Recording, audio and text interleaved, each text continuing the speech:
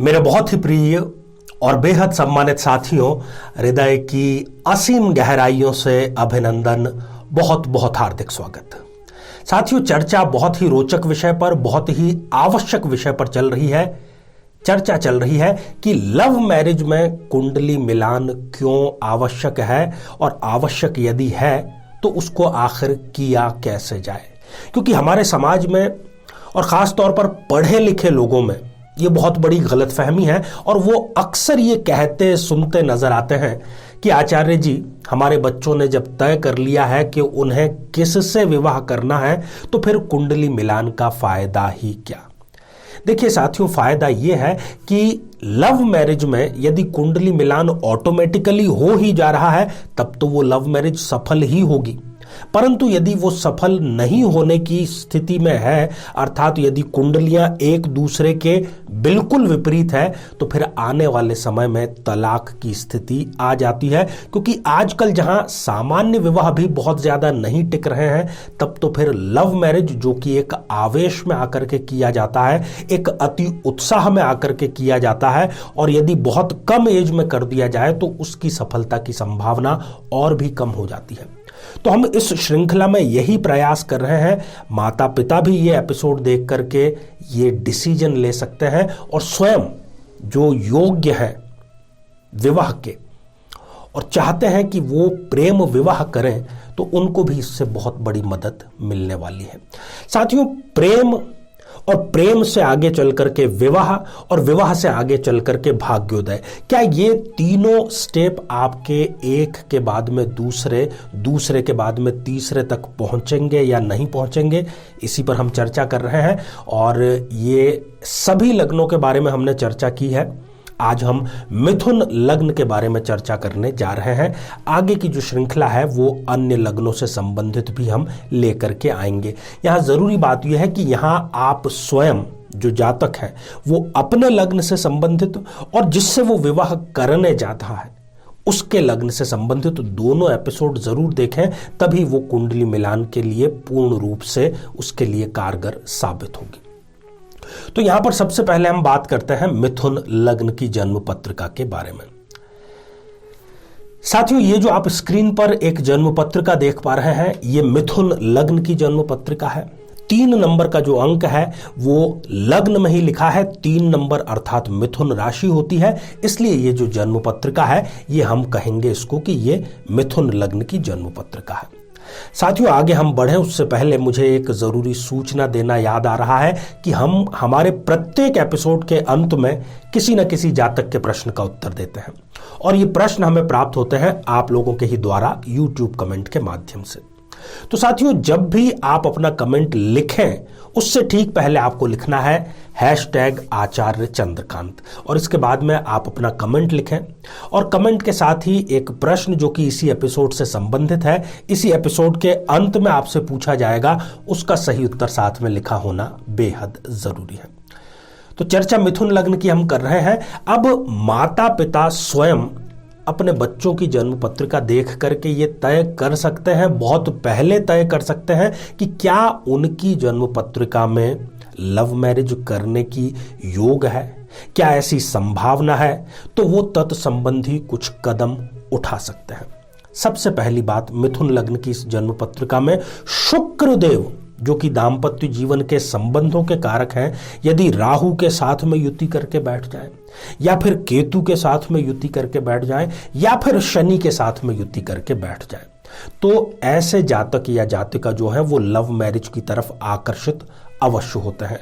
अब बड़ी बात यह है कि लव मैरिज वो कर लेते हैं, परंतु विवाह संबंध स्थिर नहीं रह पाता, और कुछ ही समय में तलाक की नौबत आ जाती है।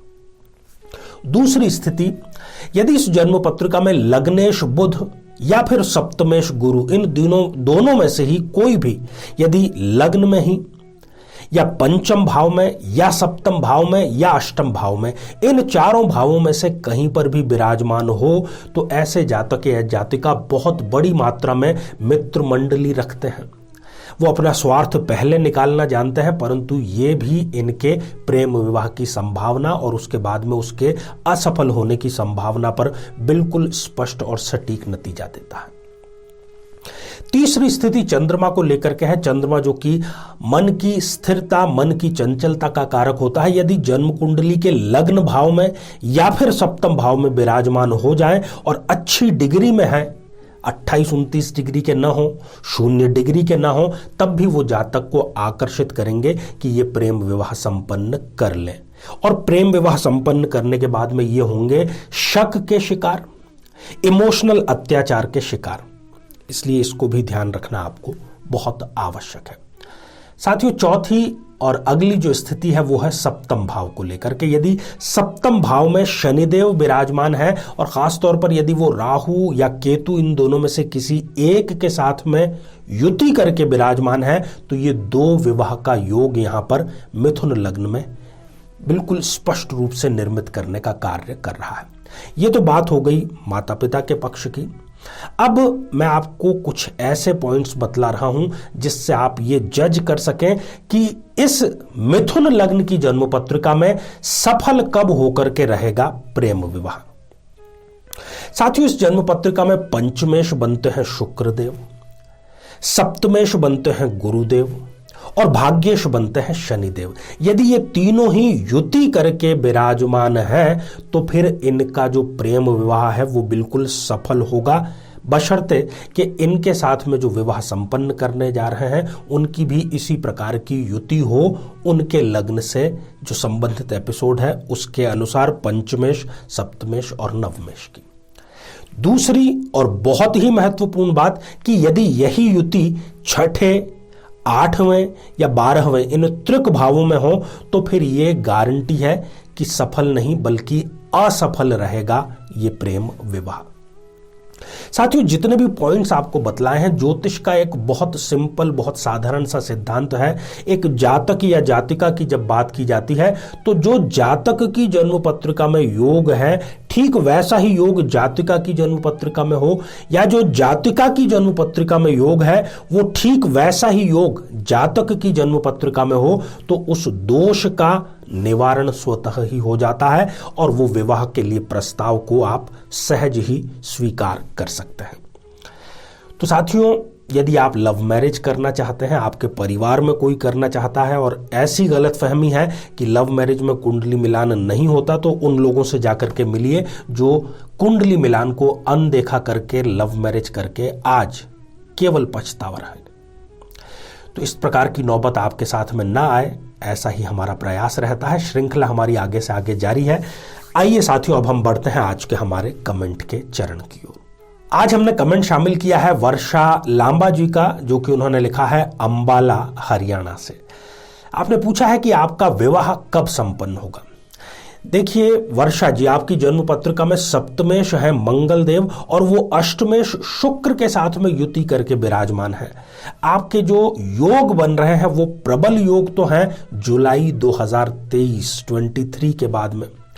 आप गौ माता को हरा चारा नियमित रूप से समर्पित करें, उनका आशीर्वाद लें तो चमत्कार घटित होगा और बहुत जल्द ही बहुत अच्छा रिश्ता आपके लिए आएगा। कुंडली जरूर आप मिलवाइएगा। तो साथियों, अब आज का बेहद ही आसान सा प्रश्न। आज हमने चर्चा की कि मिथुन लग्न के जातक को लव मैरिज के समय कुंडली मिलान किस तरीके से करना चाहिए। तो मिथुन लग्न में सप्तमेश कौन सा ग्रह होता है। साथियों, आप सभी स्वस्थ, समृद्ध और शांतिपूर्वक जीवन व्यतीत करें। नमस्कार। जीवन में किसी समस्या का सामना कर रहे हैं, जैसे कि शादी में देरी होना, पति पत्नी में मनमुटाव या तलाक तक की नौबत आ जाना, संतान का प्राप्त न हो पाना, नौकरी या धन प्राप्ति में बाधा आना, जीवन के प्रत्येक क्षेत्र में किसी न किसी प्रकार की बाधा आना, तो आज ही अपनी जन्म पत्रिका का संपूर्ण विश्लेषण करवाएं और पाएं समस्या से सदैव के लिए मुक्ति।